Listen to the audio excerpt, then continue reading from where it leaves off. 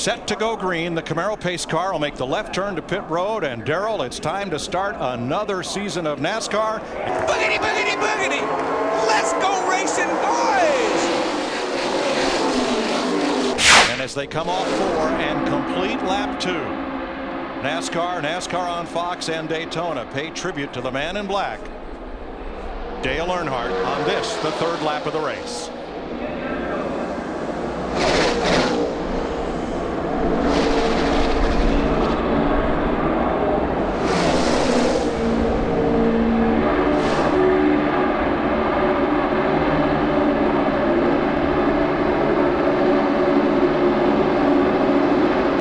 Kevin Harvick appeared to lose an engine off turn number 2. There's Harvick's car going to the garage, and as cars slowed up, Jeff Gordon got into the back of Robbie Gordon. Here's what happened at turn 2.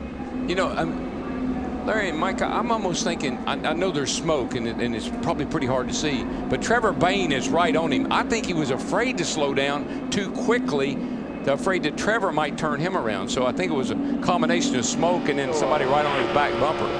Trouble, turn 3. Big wreck. Brian Keselowski, David Rudiman, Michael Waltrip, Matt Kenseth, big and wreck. half the field. I see about 3 of the Hendrick cars there that's involved. Mark Martin is there. I see him. There's a Biffle. Jimmy Johnson's laying over there. There's a 24 car. Looks pretty bad. Michael just got into the back of the. Tony Stewart did the same thing to Michael in the Bud shootout.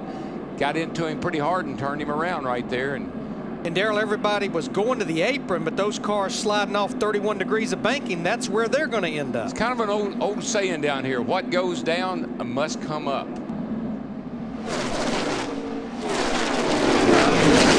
3 car gets a lot of damage. Marcus Ambrose in the 9. Look at that. 3 Henry cars, 24, 48, and 5, all slamming into each other.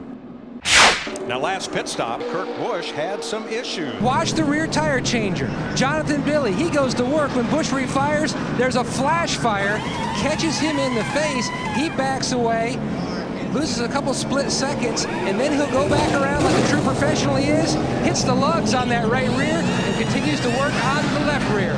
True athletes down here on pit road. And what he did.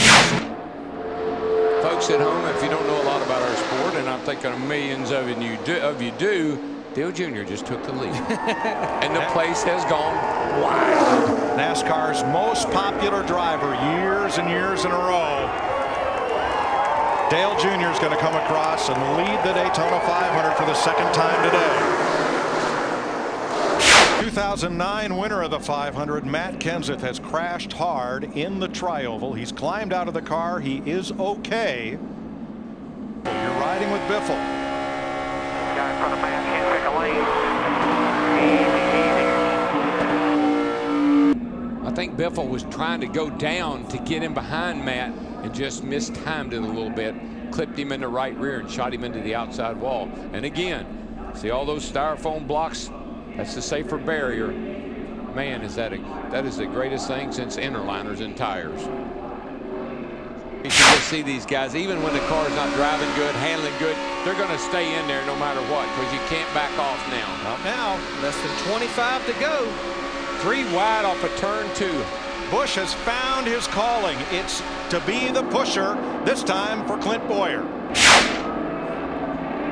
The 33 of Bowyer, the 18 of Kyle Busch, they're blocked. They can't go anywhere right now because they're 3 wide in front of them. 6 times a driver has scored his first sprint. Oh! Smith gets turned in front of Bowyer and Newman and Hamlin. Keep coming. Caution down now. Wave them off. That's because Smith got a little bit of a gap between he and Busch, and Busch slammed into him. But that was just from getting a little bit of a gap. And then Tony Stewart got behind Kurt Busch and just pushed him up, and he slammed into the back of Regan Smith in the 78 and turned him in the outside wall. Left front damage on Hamlin. The nose gone on Bowyer's car.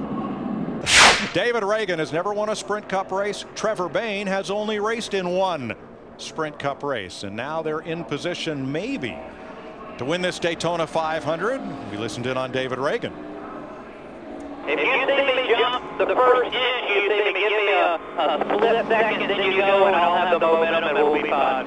Key here is going to be getting hooked up as, you know, whenever you can. I mean, because, I mean, they're going to have a run. You know, you only got to get back around. Just as quick as y'all can hook up, the better you're going to be. We've been talking over there. I think we got her figured out. You know, if nothing else is really cool, and we'll get as many spots as we can if something bad happens. But either way here, man, this is awesome. Thank you, guys. As they come down behind the pace car, perhaps for the final time. 2 laps to glory.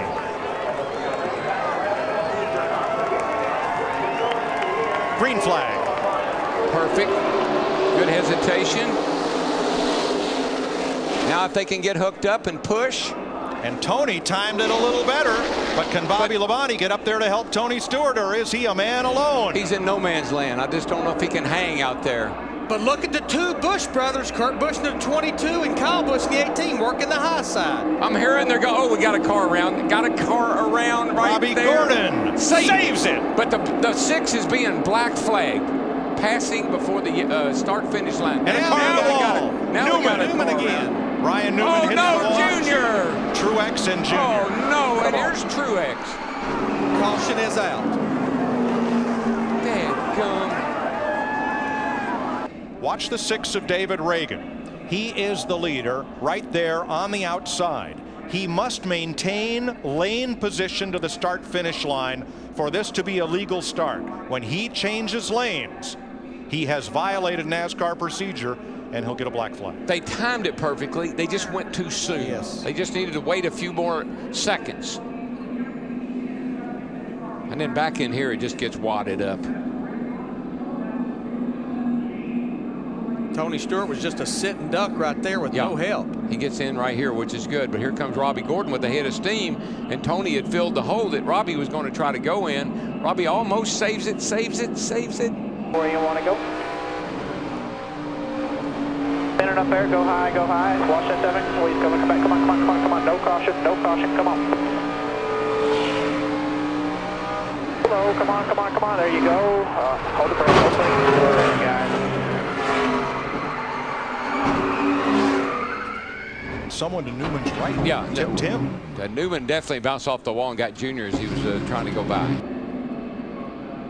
Robbie comes up. Everybody moves a little. Wow, hard hit for Ryan Newman. And for Dale Jr. Yeah, there's no safety.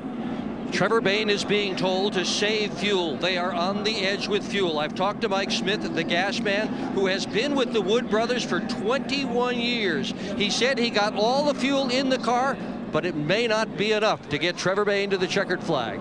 We keep hearing about I'm a setting duck when I'm leading this thing, so I guess that makes the 21 a setting duck right now. But we'll see here. That 22 knows how to win from that position. That's where he won the Bud Shootout from. Edwards and Gilliland down to the inside, trying to. Where did that 34 come from? Trying to spoil the party. Oh my gosh! Spoiled the party for Kurt Busch and Montoya, and here they come through turn 4. Gilliland, former pole sitter of the 500. Edwards has room underneath. Now he pushes Trevor Bayne. It's over.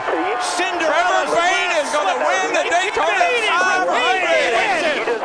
Unbelievable. Happy birthday, Trevor Bayne, 20 years old. Are you kidding me? What? That was awesome, Trevor. You are the man, buddy. You are the man. Everybody coming inside, congratulating you here. Oh my goodness. First win in 10 years for what is now a part-time team out of Stewart, Virginia and Concord, North Carolina. The Wood brothers return to victory lane at Daytona.